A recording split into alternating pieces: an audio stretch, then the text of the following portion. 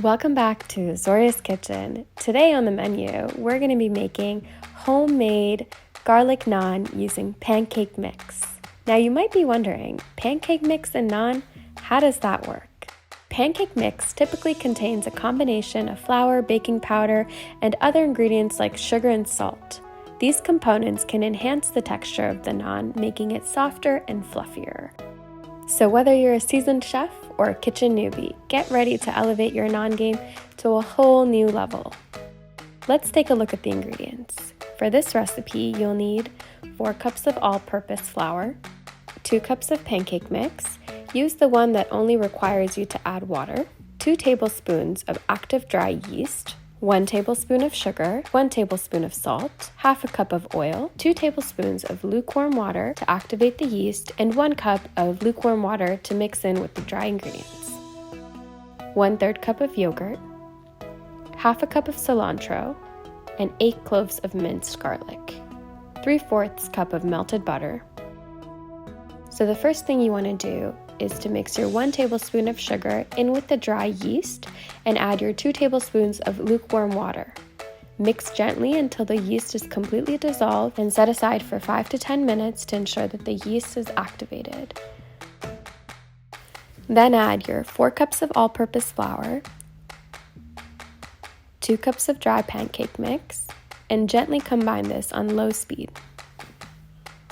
Add your 1 tablespoon of salt and continue combining the mixture.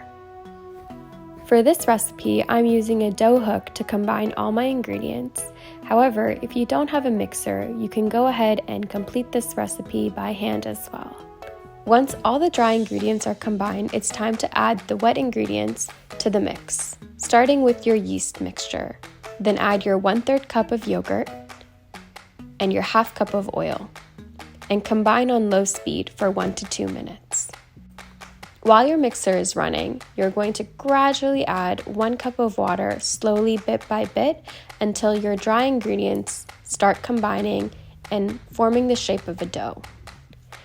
I let my mixer run for 8 minutes on medium to low speed, stopping the mixer every 2 minutes to reset the dough by scraping it off the dough hook and starting the mixer again. This process will allow the dough to develop the gluten, giving it that chewy, soft texture that we all love in our naans. I've had my mixture running for roughly 10 minutes now, and my dough has a bouncy texture.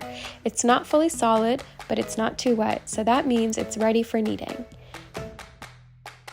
I've lightly dusted my counter with all-purpose flour, and now I'm going to knead my dough for 5 to 6 minutes using various dough handling techniques such as folding, rolling, and kneading. While you are kneading and you realize that your dough is still sticking to your countertop, don't be afraid to sprinkle more flour onto the countertop and continue kneading.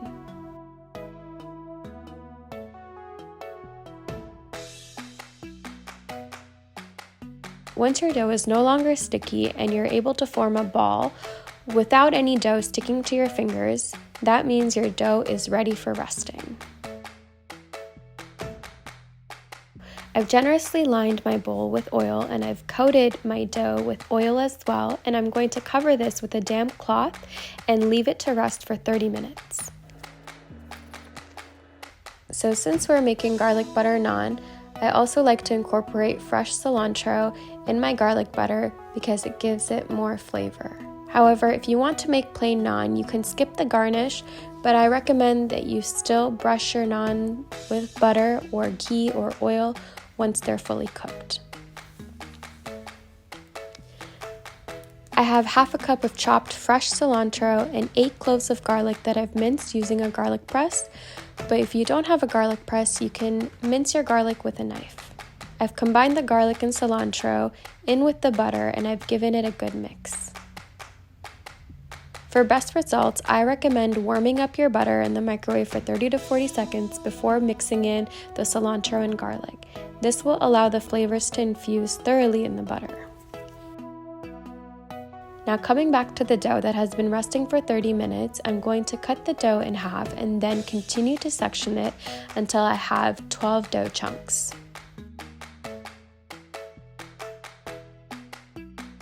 Now you're going to roll your dough chunks into balls and place them on a lightly flour dusted plate or tray.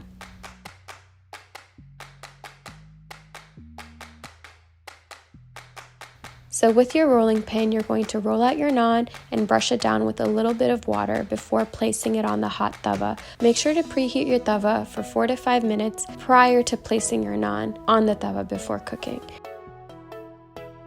Once you start to see little bubbles form on one side of the naan, you are going to flip your tawa over and continue cooking the other side. Use a spatula to remove the naan and cook it for another 30 to 40 seconds on each side to ensure that the naan is fully cooked. If you don't have a tawa, not to worry, you can also get the same results using a frying pan. Just follow the same steps that you used for the naan, but cook it for 1 to 2 minutes on each side on medium to low heat. If your naan starts to stick to the bottom of your pan, you can brush it down with a little bit of oil before placing your naan on the pan for cooking. Here I have one naan that I made on the tawa and one naan that was made in the pan. Can you tell the difference? I don't think so.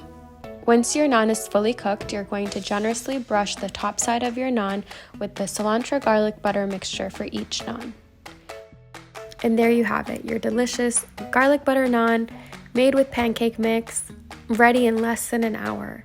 If you liked this video, please be sure to like, comment, and subscribe, and let me know in the comments if you decide to make this recipe.